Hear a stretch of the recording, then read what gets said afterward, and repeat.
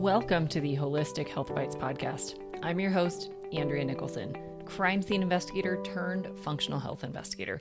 This podcast is here to share bite-sized episodes and unique interviews on a wide variety of health topics to empower, enlighten, and educate you to live your best, most vibrant life. Disclaimer: all information you hear on this podcast is for information only and constitutes individual opinions of the person speaking. This should not be taken as medical advice. Being a listener of this show does not initiate a practitioner-client relationship between you and the hosts or panelists on this show. Please discuss these topics with your medical professionals before making any changes to your health. Okay, let's dive in. Welcome back to the Holistic Health Bites podcast. Today, we're talking all about coconut oil. Is it good? Is it bad? What is it all about? Coconut oil is not exempt from all of the controversy in nutrition.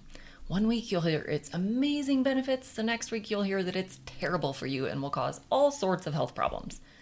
What should you believe? Today, we're going to break it all down. So let's first dive into the risks and controversies, since this seems to be the hot topic. The first controversy associated with coconut oil is the saturated fat content. This is one of the big debates in all of nutrition. Is fat bad? Is saturated fat bad? Should we be avoiding all of these things? And of course, all the people on the saturated fat is bad side of the equation are going to hate coconut oil because it is higher in saturated fat content. Saturated fats have been unfortunately demonized, but they're actually the most stable types of fats. In fact, they're so safe that these are the types that our bodies produce. The second controversy associated with coconut oil is some people experience digestive issues. So some people, especially if they eat too much coconut oil or when first adding it to their diet, they notice some loose stools, some urgency to their bowel movements, and some just GI discomfort.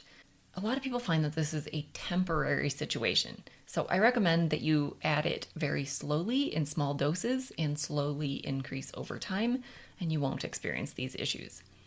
And the third, of course, is if you're allergic to coconut or have any kind of intolerance to any of the components in coconut oil. So now, what are the benefits? There have been over 1,500 studies that show tremendous health benefits and healthy properties of coconut oil, including reducing inflammation, boosting brain function, reducing heart disease and high blood pressure. It helps your liver. It's been shown to help with urinary tract infections and kidney infections. It reduces arthritis, has cancer-fighting properties, boosts the immune system, has antimicrobial properties against bacteria, fungus, and viruses. It improves energy and endurance, helps with digestion, soothes an irritated digestive tract for things like ulcers or ulcerative colitis, helps with gallbladder function and pancreatitis, can nourish your skin, reduce gum disease, improve dental health, support healthy bones, and help restore insulin sensitivity, aid in weight loss and improve muscle building, reduce dandruff, fighting yeast infections, and even can help balance hormones.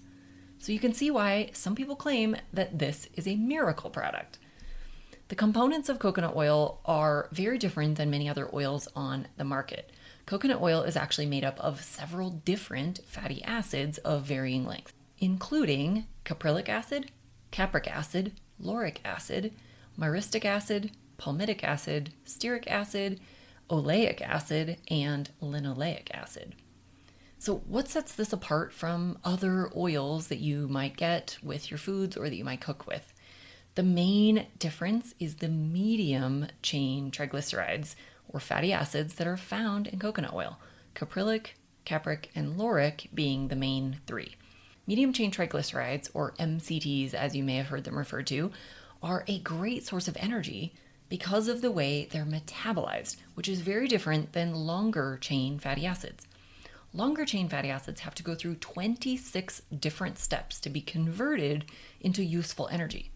MCTs only go through 3 steps. They're easier and faster to digest. They're not as readily stored as fat, but they get quickly burned for energy. Now there's different types of coconut oils that you can buy in the store. Virgin coconut oil is the least processed and refined oil and provides the most benefits of the whole coconut oil. You'll also see some that are labeled as extra virgin. There's really no difference between the virgin and the extra virgin when it comes to coconut. So just look for virgin. There's also refined coconut oil. This has been much more highly processed, including bleaching and deodorizing the oil. I don't recommend this kind of oil or really any refined product, as they've likely been chemically and or mechanically altered, and often the antioxidants, enzymes, and other components of any refined food has been destroyed or removed from the food. And then lastly, there's fractionated coconut oil, or often you'll see this referred to as MCT oil on the bottle. This is coconut oil that has had the long chain fatty acids removed, leaving behind only those MCTs. So I recommend that you use virgin coconut oil and or MCTs in your foods. Now, when it comes to the whole coconut oil, you can use this in a variety of ways. You can use it in cooking and baking because this is a very stable oil. You can use it in all kinds of cooking. You can also use it in a lot of skincare and beauty products. So you can use it directly on your skin as a skin moisturizer. You can use it in your hair as a moisturizer. It fights wrinkles and aging skin. It helps with wound healing and skin infections, can reduce dandruff if you have any. This can also be used to make your own beauty products like lip balm, toothpaste, deodorant, shaving cream, and it is a powerful makeup remover, especially for mascara.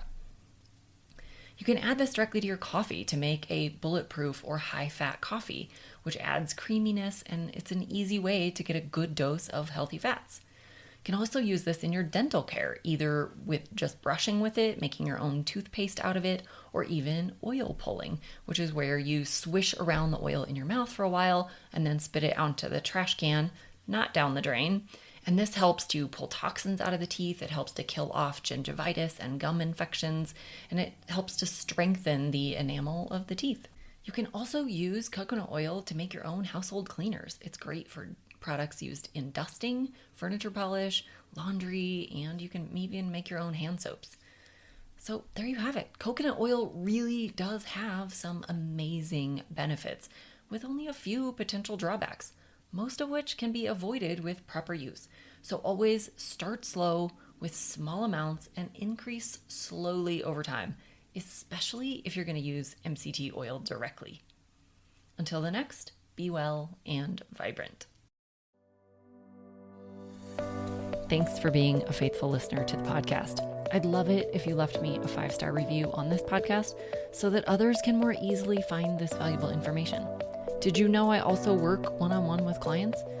I approach solving health challenges like I approached solving crimes, by conducting a thorough investigation into your case.